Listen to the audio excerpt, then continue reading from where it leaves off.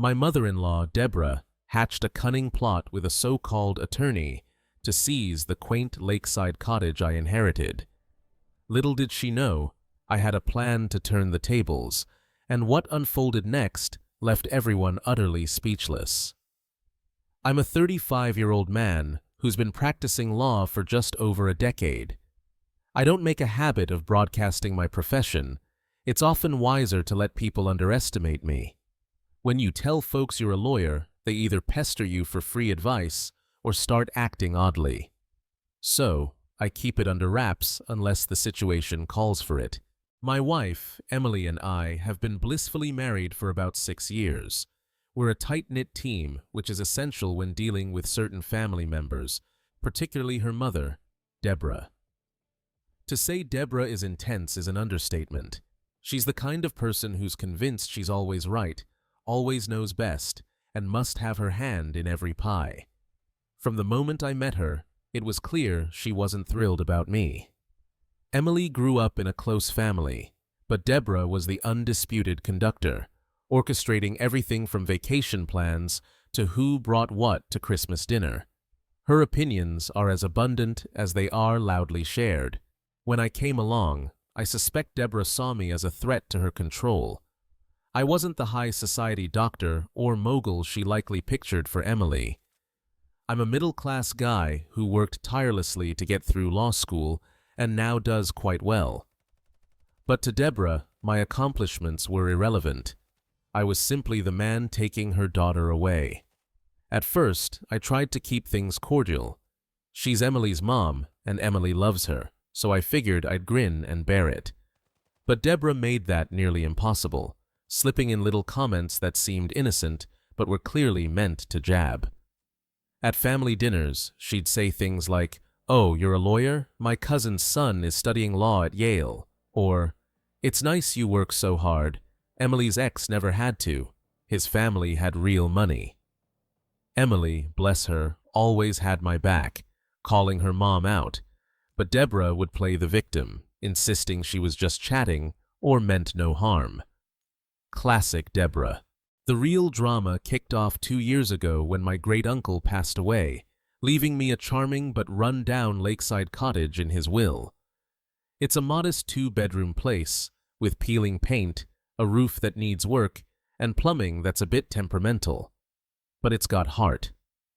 Emily and I fell in love with it instantly, and decided to fix it up as our weekend retreat. The moment Deborah caught wind of the cottage, her demeanor shifted. At first, it was just snarky remarks. "A lakeside cottage? That's a lot of responsibility for someone your age," or, "Are you sure you can afford to keep it up?" They were irritating, but easy to shrug off. Then she started showing up unannounced, claiming she was just in the area. We live 60 miles from her, and the cottage is even farther, so her excuses were flimsy at best. One day, our neighbor, a retired gentleman named Walter, who keeps an eye on the neighborhood, called to say he'd seen a woman with big, unmistakable hair snooping around the cottage while we were out. Deborah's hair could survive a tornado, so I knew it was her. When I confronted her, she brushed it off, saying she was just checking on the property, as if trespassing were no big deal. Things got weirder when I started noticing small changes at the cottage. A chair moved, a window unlocked that I was sure I'd secured, or items slightly out of place. Emily thought I was imagining things, but I knew something was up.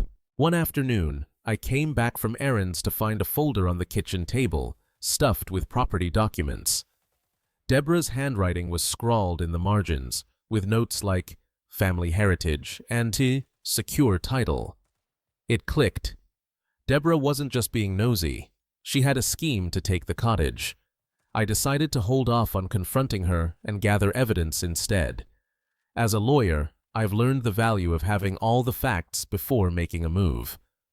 I wanted to see how far she'd go. I set up discreet cameras in the common areas, not in a creepy way, just to catch anything suspicious. Sure enough, within a week, I had footage of Deborah letting herself in with a key she must have copied without our knowledge. When I showed Emily the footage, she was livid. She confronted Deborah, who denied everything at first, then switched gears, claiming she was helping. Emily told her to stay away, and for a while, things seemed to calm down. But I should have known Deborah wouldn't let it go that easily. About 6 months later, things took a wild turn. One sunny Saturday morning, Deborah showed up at the cottage, uninvited, as usual, with a man she introduced as our lawyer. I was halfway through a bagel, enjoying the peace, when Emily called me to the porch. There stood Deborah in a too-tight blazer and her signature towering hair, next to a nervous-looking guy in a poorly fitting suit, clutching a briefcase that looked older than me. He seemed unsure why he was even there. "Good morning," Deborah chirped, as if she hadn't just barged onto our property. "We need to talk about important family matters." I raised an eyebrow. "Is that so?" "Yes," she said, sweeping past me like she owned the place. "It's about the cottage's future. You're welcome, by the way, for me coming all this way to sort it out." I'll admit, I was intrigued. Deborah wasn't subtle, but this was bold even for her. I figured I'd let her dig her own grave before stepping in. Emily, meanwhile, was staring at her mom like she'd just declared she was running for governor. Deborah gestured to the kitchen table, where she sat and opened a manila folder. "Gary, let's get started," she said, snapping her fingers at the man in the ill-fitting suit. Gary, who looked like he'd rather be anywhere else, fumbled with his briefcase and pulled out a stack of papers. Emily mouthed, "What the heck?" I shrugged. This was Deborah's show, and I wasn't about to steal the spotlight. "This," Deborah began, tapping the top sheet with a manicured nail, "is a transfer of ownership agreement. It's very simple. You and Emily will sign the cottage over to me, and I'll ensure it remains in the family for generations to come." I stared, trying not to laugh. "You want us to sign the cottage over to you?" "Yes," she said, as if it were the most reasonable request in the world. "It's for the best. You're young, inexperienced, and frankly, this property is a lot to handle. It needs someone who understands its value." I said, barely holding back a grin. "And that someone is you?" "Exactly," she replied, looking proud of herself. "It's not personal, dear. It's just what's best for the family." Gary, who'd been shuffling papers like a magician prepping a trick, finally spoke. "If you'll just take a look here," he said, sliding a paper toward me. I picked it up and scanned it quickly. It was a disaster. Sloppy wording, missing clauses, typos everywhere. Everything about this lawyer screamed fake, from his nervous sweating to his inability to make eye contact. I decided to have some fun. I asked Gary a few basic legal questions any first-year law student could answer. He squirmed, stumbling over his words, while Deborah kept trying to cut in. "Deborah," I said, setting the paper down, "did you write this yourself?" Her face flushed. "Of course not. Gary is a professional." "Right," I said, turning to Gary. "So, Gary, what law school did you go to?" He blinked. Well, I didn't exactly finish." I cut him off. "Okay, no problem. What's your bar number?" Gary was sweating profusely now. I'm not officially licensed." "Not officially licensed?" I repeated, feigning confusion. "So you're not a lawyer?" He stammered something about being in the process, but I didn't let him finish. "Got it. Thanks, Gary." Deborah jumped in, clearly irritated that her plan was unraveling. "Let's not get distracted by technicalities.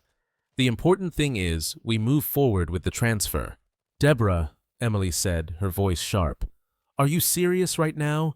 You brought a fake lawyer to our cottage and expect us to just hand it over?"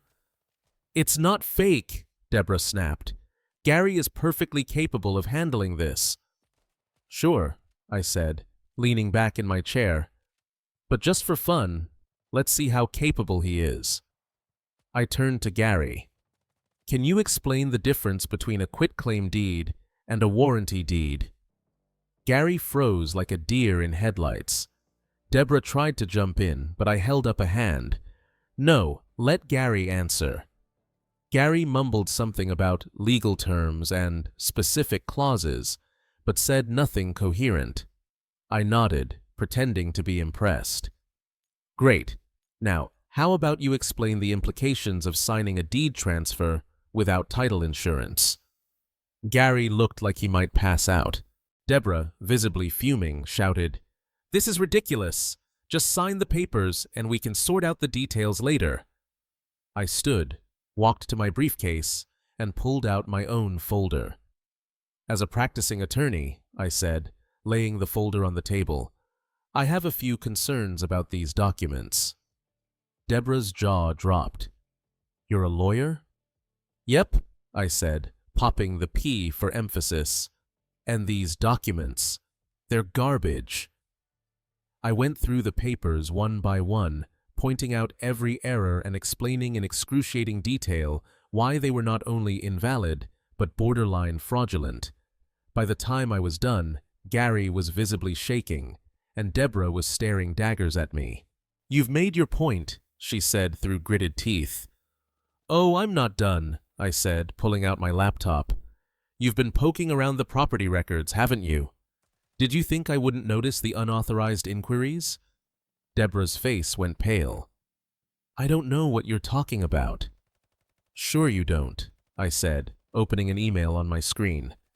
This is from the county clerk. It shows someone made multiple inquiries into the title history of this cottage using your email address. Care to explain? Deborah stood abruptly, knocking her chair over. I was just looking out for the family, she shouted. By trying to steal our cottage? Emily shot back. This is insane, Mom. You need to leave. Deborah glared at us, then turned to Gary. We're leaving. Gary didn't need to be told twice. He grabbed his briefcase and practically sprinted out the door. Deborah followed, but not before throwing one last line over her shoulder. You'll regret this.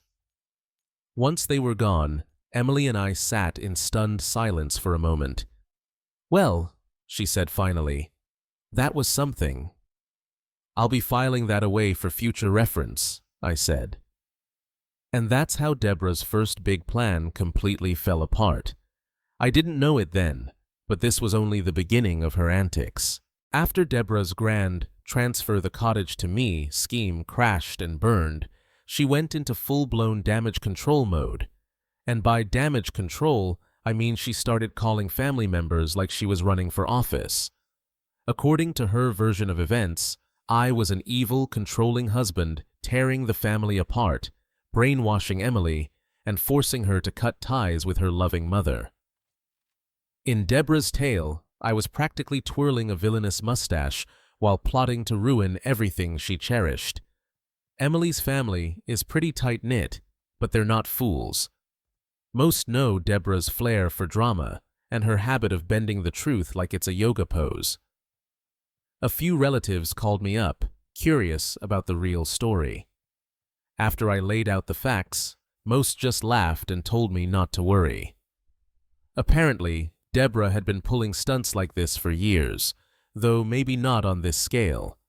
Her reputation for creative truth-telling, as one cousin put it, had already earned her plenty of skeptics in the family.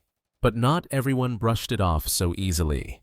A couple of her die-hard supporters, like her sister Margaret, who's basically Deborah's clone, weren't quick to believe me. Margaret called Emily, and let me tell you, that was a fun conversation to overhear.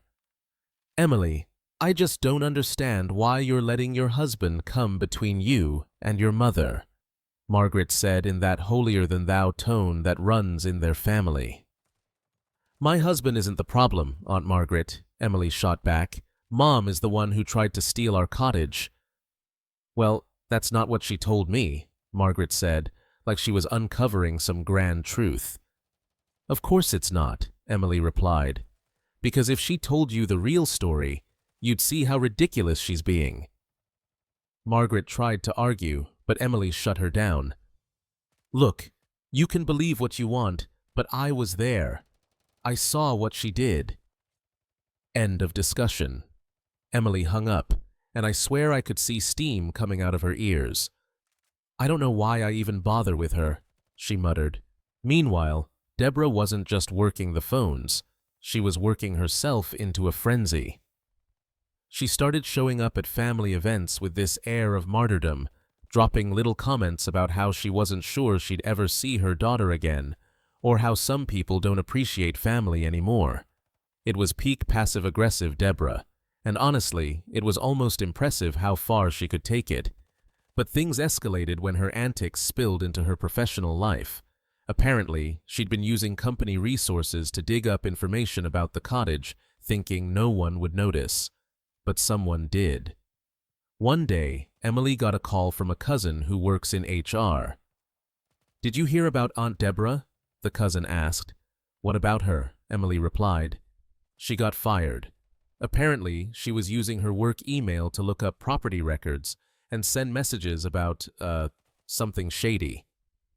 Emily put the phone on speaker so I could hear, and we just stared at each other in disbelief. Deborah got herself fired trying to dig up dirt on us. It didn't take long for the rest of the family to find out, and let's just say Deborah's reputation took a nosedive. A few relatives who'd been on the fence started calling us to apologize for doubting our side of the story. "I can't believe she went that far," one of Emily's cousins said. "She always seemed pushy, but this is next level." "Yeah," I said. "Welcome to the club." With her job gone and her family starting to distance themselves, Deborah's social calendar started looking pretty empty. But if you think that slowed her down, you don't know Deborah. A week after she got fired, we started getting weird messages from mutual acquaintances. Stuff like, "Deborah says she's really worried about you guys," or "Deborah mentioned you might be struggling financially. Do you need help?" It didn't take a genius to figure out what she was doing. She was planting the idea that Emily and I couldn't handle the cottage, probably hoping she'd swoop in as the hero to save the day. I considered confronting her, but Emily convinced me to let it go. "She's digging her own grave," she said. "Let her keep talking. It just makes her look worse." And she was right. The more Deborah talked, the more people started to see through her. Even her die-hard supporters, like Margaret, were starting to get tired of the drama. But just when we thought things were finally settling down, Deborah pulled her boldest move yet. About a month later, we got a notice in the mail. It was from a lawyer, a real, licensed one this time, informing us that Deborah was suing us. When I opened the letter and read the details, I couldn't believe my eyes. Deborah was claiming she'd financially contributed to the repairs and upkeep of the cottage, and therefore had a valid stake in it. Never mind that the cottage had been left to Emily and me outright in my great-uncle's will. I sat there in stunned silence for a moment before bursting out laughing. "She's suing us?" I said, waving the letter at Emily. "For what?" she asked, grabbing the paper. "Apparently, she thinks she owns part of the cottage now," I said, still chuckling, "because of all those non-existent financial contributions she made." And just like that, we were back in the thick of it. After we got the notice, I started gathering everything. Bank statements, receipts, contracts with repair companies, even emails related to the estate. I wasn't about to let her muddy the waters with vague claims and manipulative theatrics. Emily, understandably, was furious. "She didn't pay for a single thing. How does she think she's going to prove this?" "She's banking on us not being able to prove it either," I said. "But we can, and we will. Her whole case is smoke and mirrors." "What do we do now?" Emily asked. "We show up to court, and we let her dig her own hole," I replied. When the court date finally arrived, we walked into the courtroom prepared for anything. Deborah was already there, seated at the plaintiff's table with her lawyer.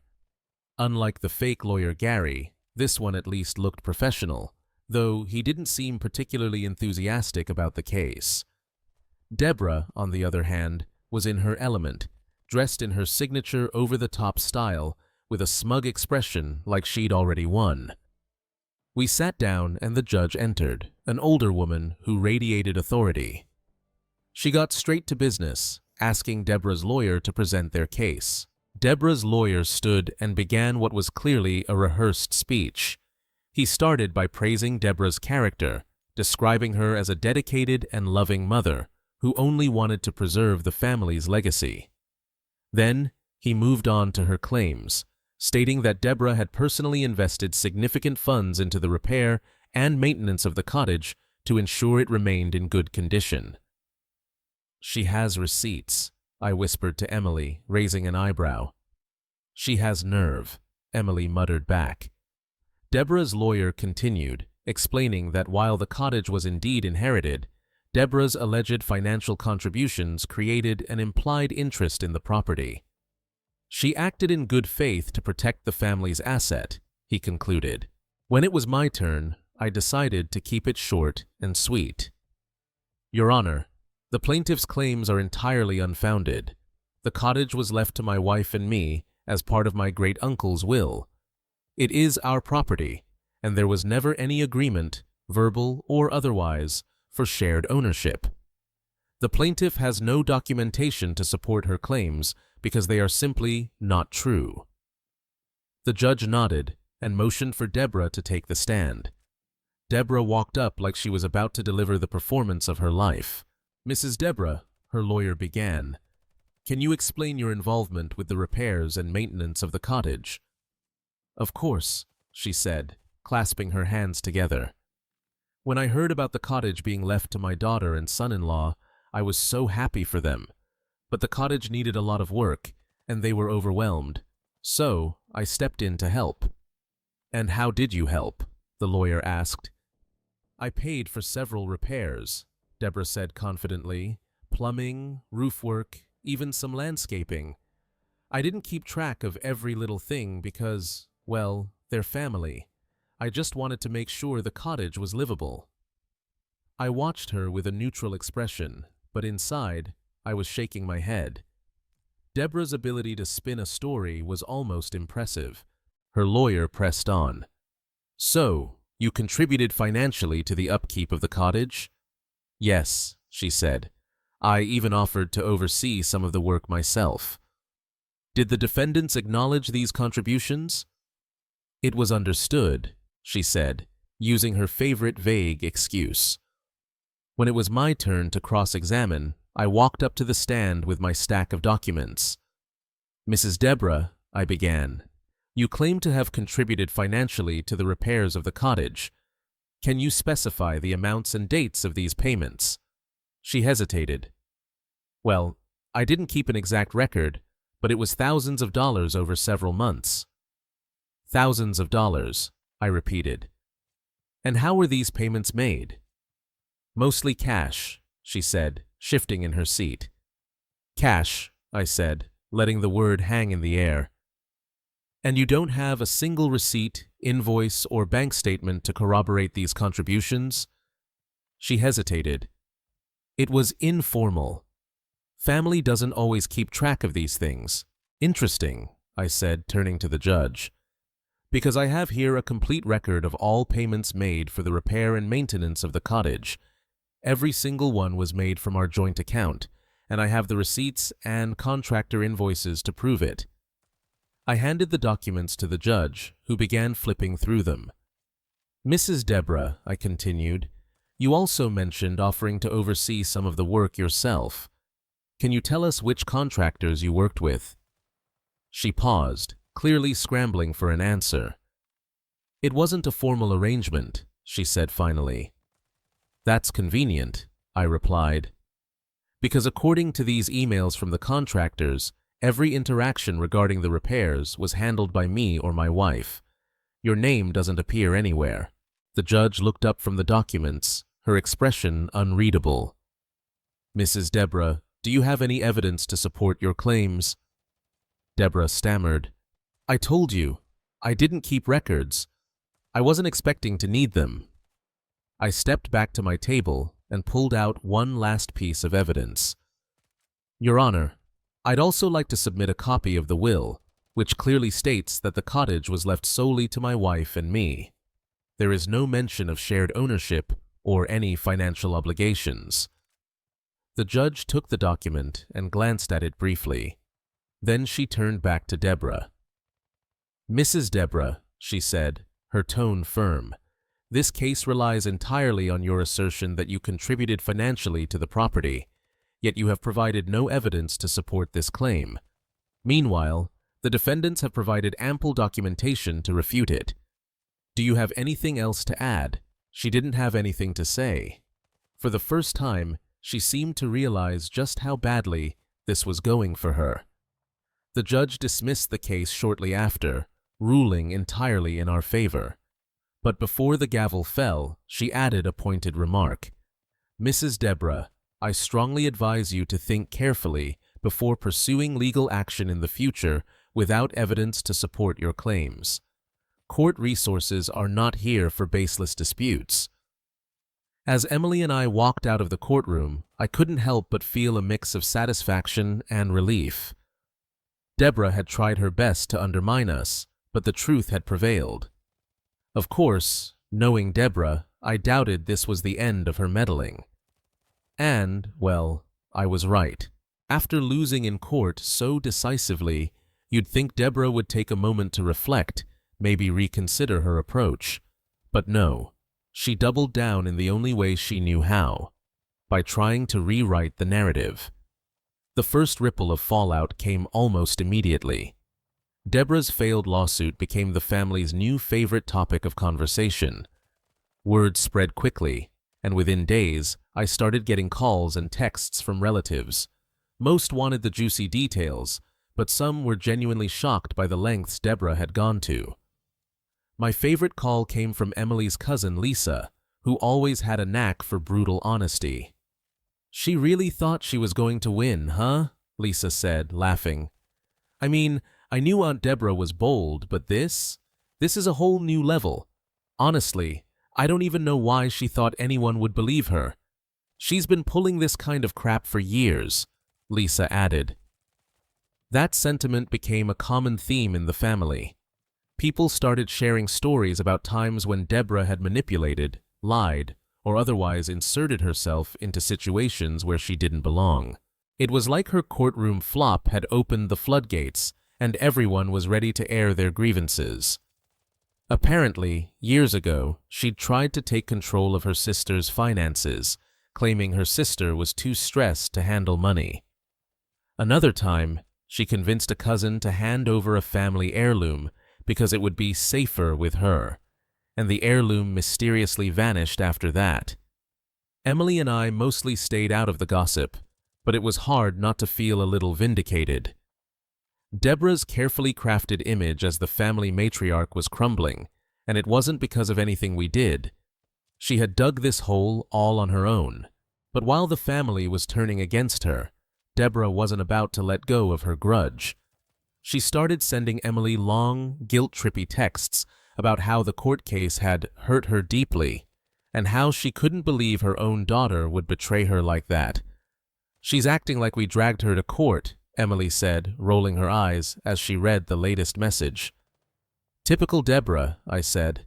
"She's not sorry for what she did. She's just sorry it didn't work." Emily ended up blocking her number for a while, which only escalated things further. Deborah took to social media, posting vague, passive-aggressive statuses about being abandoned by those you love most. I give it 2 days before she's on Facebook Live, crying in front of a bunch of ceramic angels, I joked. It was funny at first, but then Deborah started trying to recruit allies. She called up anyone who would listen, spinning a sob story about how Emily and I had turned on her and how all she wanted was to keep the family together. One of the first people she called was her sister Margaret, who had always been one of Deborah's staunchest supporters. But even Margaret seemed to have her limits. "She called me crying," Margaret told Emily during a phone call. "But honestly, I didn't know what to say. I mean, you're my niece, and what she did, it was wrong. I can't defend her this time." Hearing that from Margaret was a big deal. If Deborah was losing her, she was losing her biggest cheerleader. Despite the backlash, Deborah wasn't ready to go quietly.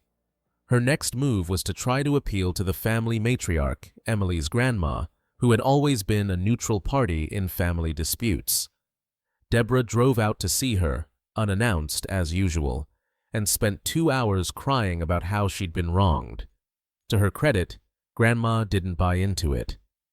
According to Emily's cousin Lisa, who heard the story later, Grandma told Deborah in no uncertain terms that she needed to stop causing drama and take responsibility for her actions. She said, "I love you, but this is your mess, and you need to clean it up," Lisa relayed. Deborah, of course, left in a huff, but the damage was done. She'd alienated almost everyone in the family, and no amount of crocodile tears could fix that. Meanwhile, Emily and I felt free. The cottage was finally ours. The lawsuit was behind us, and Deborah had gone quiet, for a little while anyway. But in the back of my mind, I knew it was only a matter of time before she pulled another stunt. Emily and I talked a lot about what our future with Deborah would look like. I was ready to cut ties completely.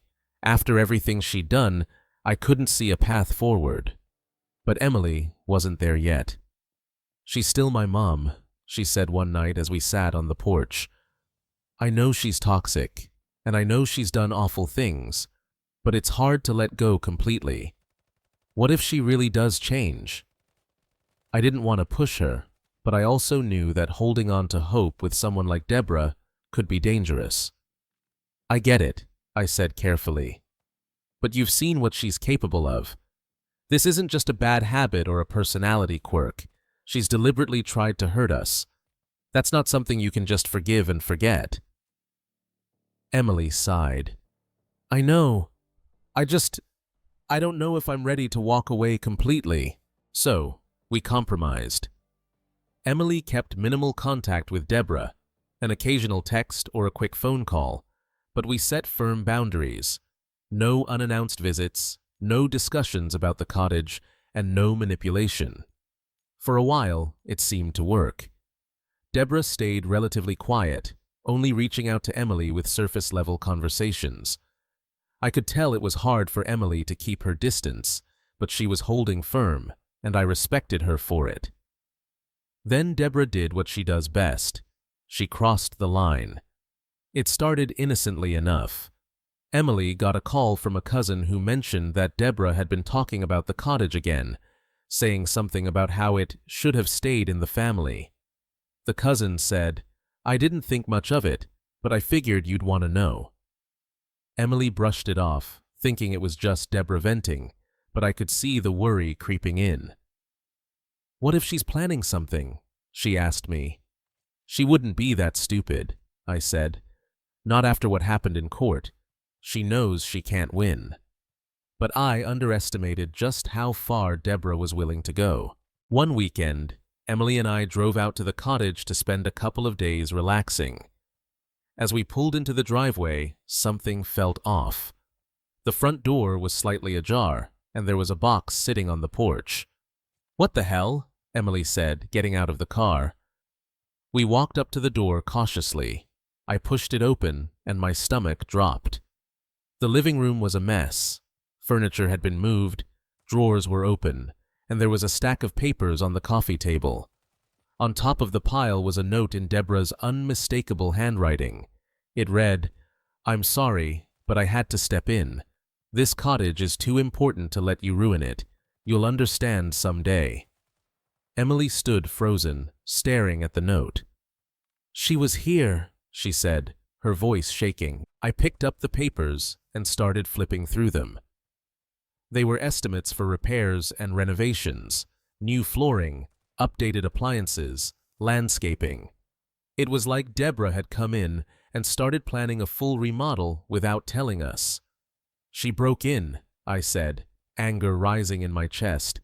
"She let herself into our cottage and decided she was in charge." Emily sat down on the couch, her face pale. "I can't believe this," she whispered. I grabbed my phone and pulled up the security camera app. Sure enough, there was Deborah, walking into the cottage with a clipboard and a tape measure, like she was auditioning for a home renovation show. She had spent hours in the cottage, going through our things and making notes. Emily watched the footage with me, her expression hardening with every passing second. By the time we got to the end, she was furious. "She didn't just cross the line," Emily said quietly. "She obliterated it." I nodded. "This is who she is, Emily. She's not going to change. She's always going to feel entitled to control your life." Emily was quiet for a long time. Finally, she looked at me and said, "You know what? I'm done. I can't do this anymore." That night, Emily called Deborah and confronted her. "I can't believe you would do this," she said. "You broke into our cottage. You went through our things. How could you think that's okay?" Deborah tried to play the victim, as always. "I was just trying to help," she said. "You've been ignoring me, and I thought this would show you how much I care." "This isn't love, Mom," Emily said firmly. "This is control, and I'm done letting you manipulate me. I don't want to hear from you anymore, not until you've actually changed. And I mean really changed.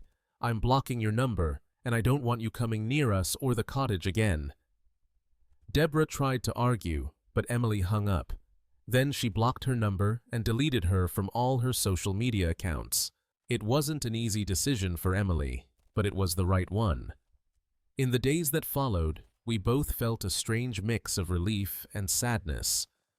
Cutting ties with Deborah wasn't something Emily had ever wanted to do, but it had become clear that there was no other option. "This isn't just about us anymore," Emily said one evening as we sat on the porch.